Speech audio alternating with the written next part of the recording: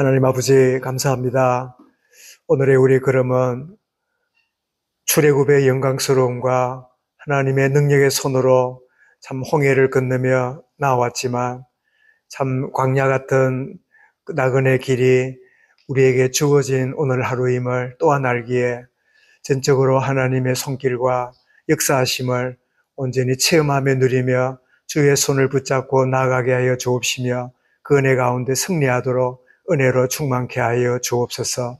주께서 내가 주의 손을 붙잡음이 아니라 주님이 나의 손을 붙잡고 온전히 인도하시는, 때로는 실족하며 낙심하며 좌절과 불신앙에 자주 빠질지라도 기업고 하나님은 구원하신 하나님의 자녀들을 온전히 이끄시며 반드시 영원한 영적인 가나안으로 인도하시는 복된 오늘 하루를 허락하였사오니 상황과 여건과 문제에 매인 우리가 아니라 해답되신 그리스도를 바라보며 온전히 인도받는 축복을 누리게만 하여 주옵소서. 비록 밤모섬에 유배되어 있는 요한이었으나 이리로 올라오라 성령의 충만함으로 말미암아 앞으로 되어질 일과 놀라운 하늘의 보좌에서 이 눈에 보이는 세상을 어떻게 주관하시며 인도하시는가를 보여주신 그 하나님이 오늘을 살아가는 우리 모든 성도들, 하나님의 자들에게 보이는 것 이상으로 하나님의 손길과 역사하심이 있음을 온전히 깨닫고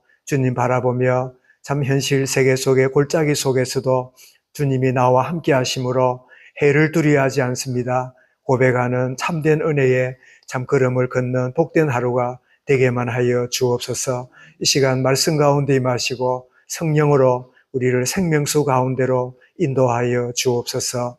예수 그리스도 이름으로 기도드리옵나이다. 아멘.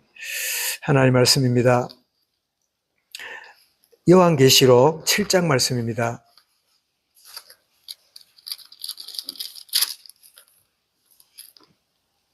요한계시록 7장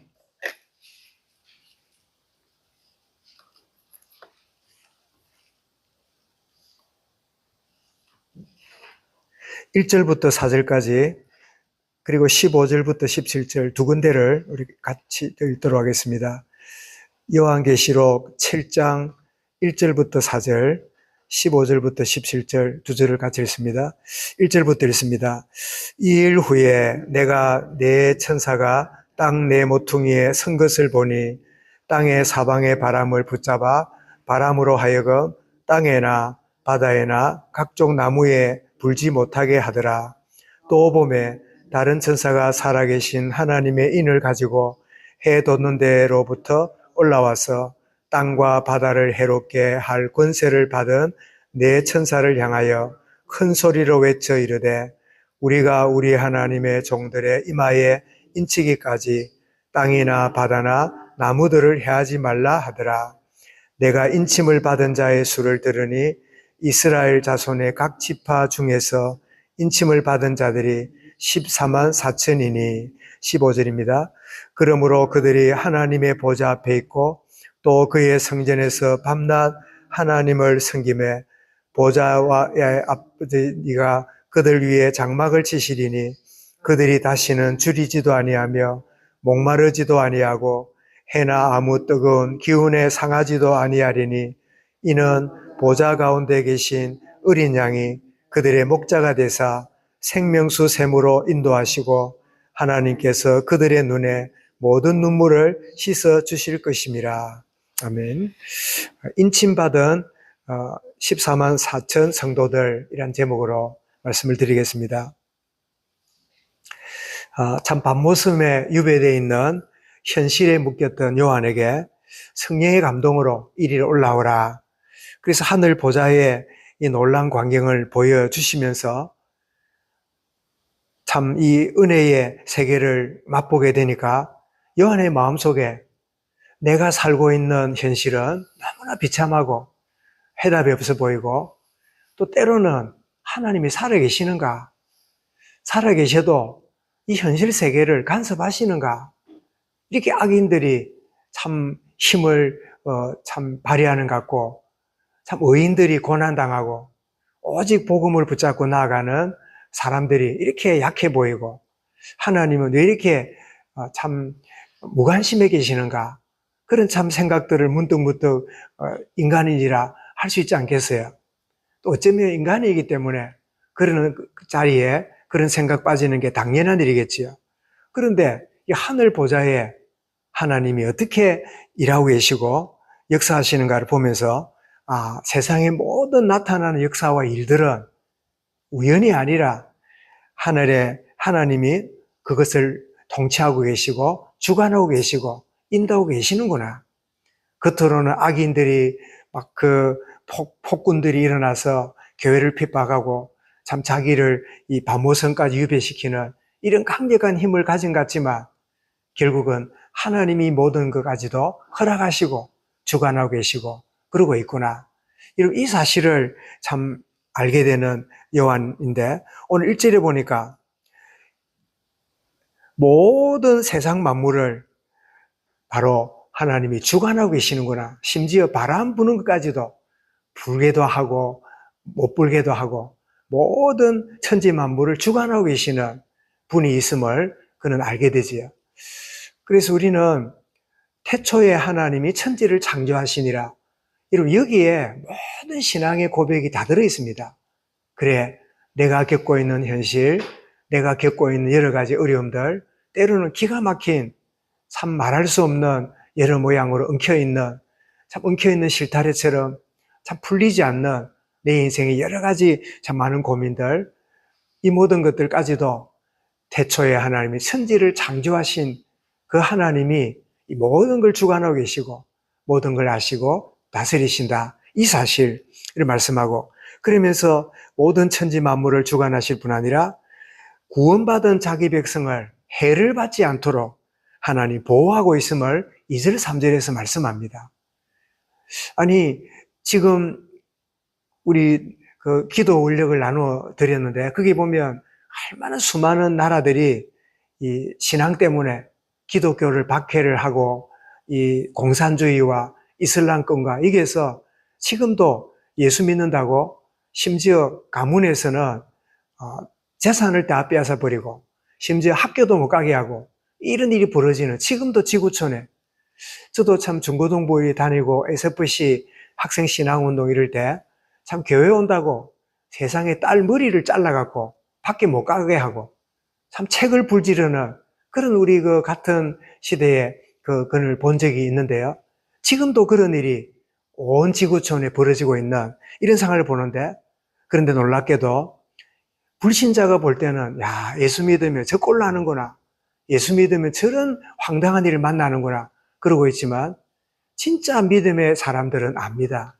하나님이 이런 어려운 가운데도 자기 백성을 더 이상 해롭지 못하도록 하나님 보호하고 계시고 오히려 그때 누리는 놀라운 은혜가 은혜의 세계가 그 자신들에게 열려진다는 사실을 깨닫고 누리게 됩니다. 일반적인 생각으로 보면 큰 문제처럼 보이지만 오히려 문제가 하나님의 크신 은혜를 귀로만 듣고 있던 것이 눈으로 보이는 것 같은 그런 하나님의 은혜의 축복을 주시는 그래서 해를 받지 않도록 보호하시는 그러면서 그들이 누구냐 4절에 보니까 14만 4천이 인침을 받은 14만 4천인데 이들은 보니까 흰옷을 입고 그랬지요. 이 흰옷이 뭔가 했더니 13절에 보면 어디서 왔습니까? 이래 물어보니까 14절에서 왜 흰옷이 되었을까요? 그것은 어린 양의 피에 그 옷이 씻겨진 거예요. 우리의 종교적 노력, 우리의 열심, 기도, 봉사, 헌신 결코 우리를 희게 하지 할 수가 없어요. 오직 하나님의 은혜의 십자가의 보혈의 피로 우리를 씻기시는 이 축복의 옷을 입은 이들이지요. 그래서 이 흰 옷을 입은 14만 4천은 바로 오늘을 살아가는 하나님의 자녀들, 성도들을 우리에게 가르쳐주고 있음을 보게 되는데 그러면서 이들을 어떻게 하시느냐. 오늘 특별히 17절에 보니까요. 이는 보좌 가운데 계신 어린 양이 그들의 목자가 되사 여러분 그들의 목자가 되사 시편 23편에 뭐랬죠? 여호와는 나의 목자시니 내게 부족함이 없으리로다. 그런 고백을 다윗이 하게 되었는데 지상에 살아가는 우리에게 목자가 되시는 그 여호와 하나님이 참 장차에도 우리의 목자가 되사 생명수 샘으로 인도하시고 생명수 샘으로 인도하시고 하나님께서 그들의 눈에서 모든 눈물을 씻어주실 것임이라. 그래서 장차 다시는 목마르지 않는 생명수 샘으로 우리를 인도하시고 다시는 고통과 아픔이나 죽음이 없는 그런 세계로 인도하시는구나.